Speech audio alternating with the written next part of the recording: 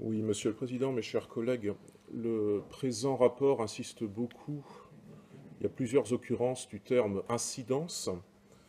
Les incidences qui seraient celles, selon vous, Monsieur le Président, du projet de loi de finances 2018, des incidences qui pourtant n'ont rien de tel, dans la mesure où vous saviez, là où vous vous engagiez, là où vous nous engagiez, par votre consigne de vote depuis l'hôtel de ville de Saint-Nazaire lors de la dernière élection présidentielle.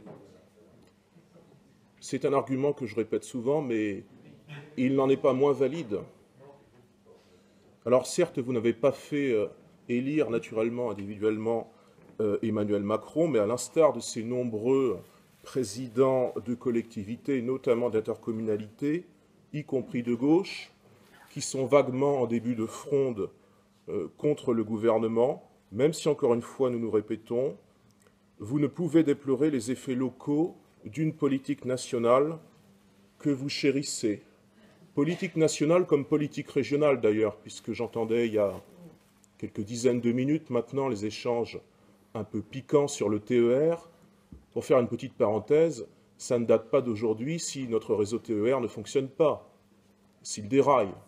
Ça datait bien avant le renouvellement de l'Assemblée régionale, ça datait du temps où il était géré, en tout cas la vice-présidence au transport du Conseil régional, par votre ami le communiste Gilles Bontemps. Donc, vos propos, encore une fois, sont un peu contradictoires, sinon hypocrites.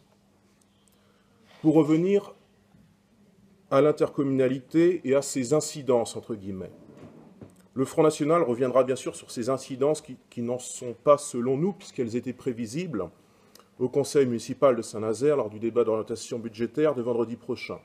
Il y a cependant d'ores et déjà beaucoup à dire sur le rapport d'orientation budgétaire de notre intercommunalité, puisque malgré ce climat d'incidence, toujours entre guillemets, que ce document met en exergue, comme pour vous dédouaner, Madame Algan vient de noter, et a raison, que notre situation budgétaire, je ne sais pas si elle est excellente, il ne faut peut-être pas exagérer vis-à-vis des superlatifs, mais en tout cas elle est correcte.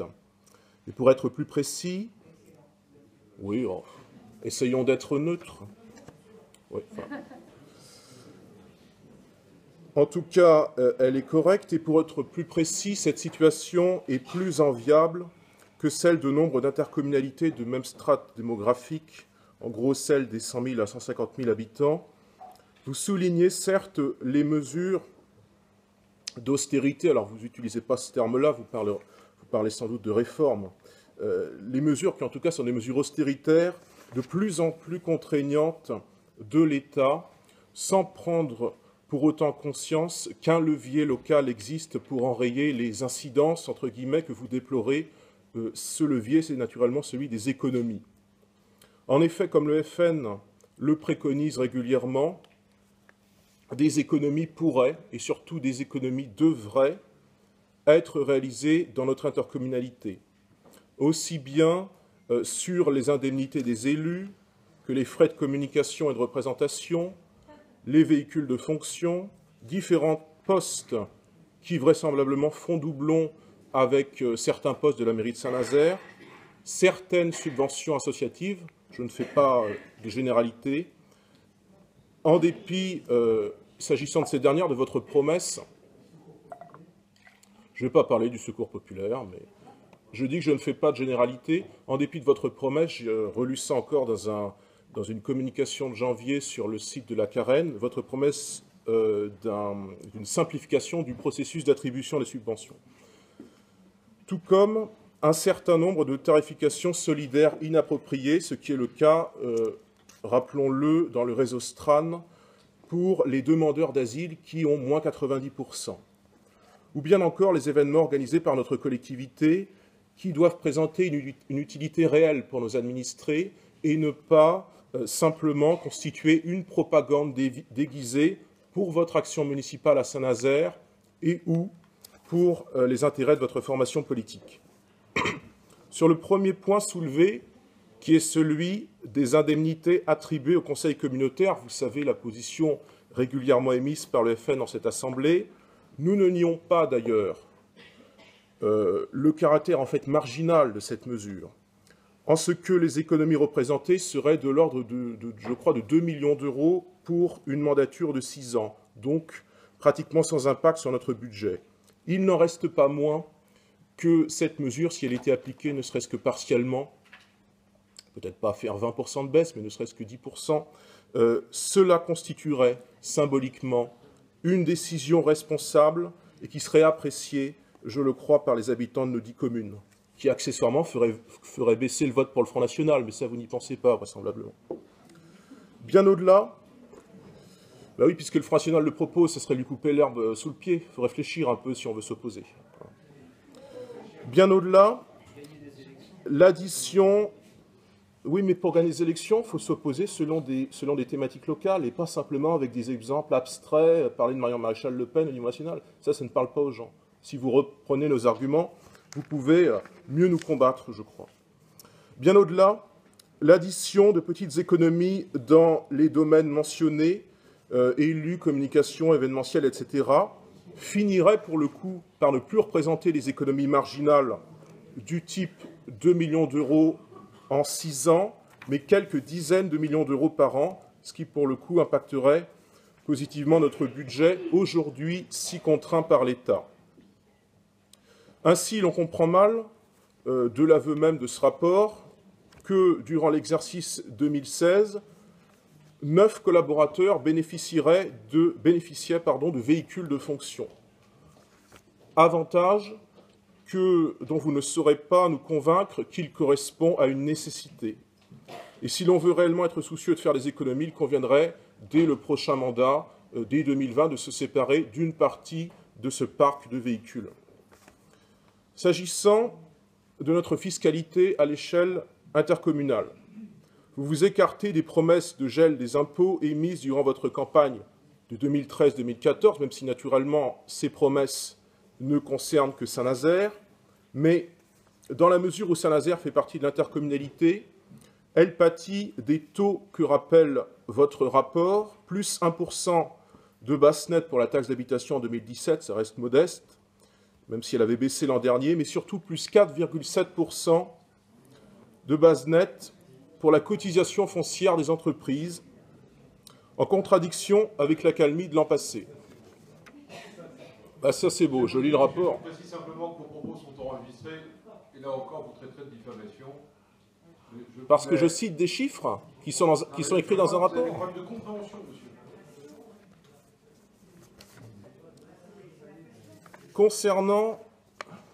Pour moi, ça ne constitue pas une diffamation, je ne suis pas idiot et je sais bien que je suis enregistré. Concernant ce substitut à la taxe professionnelle que constitue... Vous filmez avec votre iPhone et que vous mettrez ça sur les réseaux sociaux. Je n'ai pas d'iPhone. Je n'ai pas d'iPhone et mon téléphone est là. Il ne me filme pas.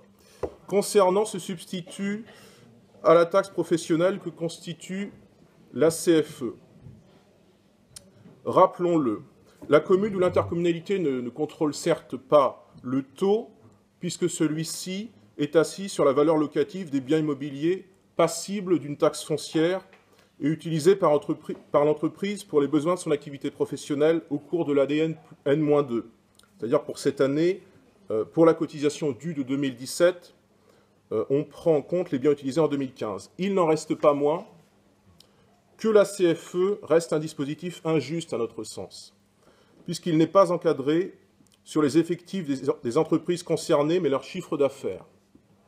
La TPE bénéficiaire, pour prendre un exemple simple, la TPE bénéficiaire par l'investissement de son patron, l'investissement personnel quotidien de son patron, est donc plus désavantagée que la grosse entreprise employant des dizaines de salariés sans que vous ne trouviez rien à redire. Vous n'attirerez pourtant pas l'emploi dans la région nazérienne en ne vous prononçant pas de manière un peu plus officielle vis-à-vis de ce mécanisme de CFE, que beaucoup d'entrepreneurs considèrent comme dissuasif et comme un frein à l'emploi. Pour rappel, dans le cas d'un chiffre d'affaires inférieur ou égal à 10 000 euros, la cotisation minimum est comprise entre 220 et 510 euros en 2017, montant qui peut sembler disproportionné pour des travailleurs réalisant un bénéfice parfois à peine plus élevé. et nous ne percevons enfin pas bien en vertu de quoi vous pourriez espérer une progression locale du taux de CFE de 3% pour la période 2019-2022, compte tenu du taux bien supérieur de cette année. Alors ces incidences, toujours entre guillemets, comme vous les qualifiez, de lois qu'au demeurant vous soutenez ou que vous ne critiquez pas, entrent donc en contradiction avec l'affirmation de ce rapport selon laquelle notre intercommunalité s'inscrit dans un contexte de stabilité fiscale, la Carène s'étant engagée, je cite, au gel des taux de fiscalité jusqu'à la fin du mandat.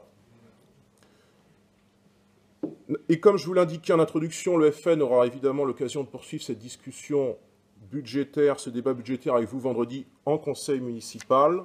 Naturellement, dans la foulée, le FN ne votera pas les différents budgets. Parce qu'il y a drôle. Si on est opposant, c'est bien pour s'opposer à la base. On n'est pas censé voter les yeux fermés tous vos budgets, Monsieur le Président. Voilà. Et naturellement, dans la foulée, le FN ne votera pas les différents budgets. Monsieur le Président, mes chers collègues, je vous remercie pour votre attention. Pour la qualité de ces débats, comme vous l'avez précisé ici, nous sommes dans un débat d'orientation budgétaire. Il n'y aura donc pas de vote sur un débat de rapport d'orientation budgétaire. C'est pour ça que j'ai précisé dans la foulée, Monsieur le Président. Vous n'avez plus la parole, Monsieur le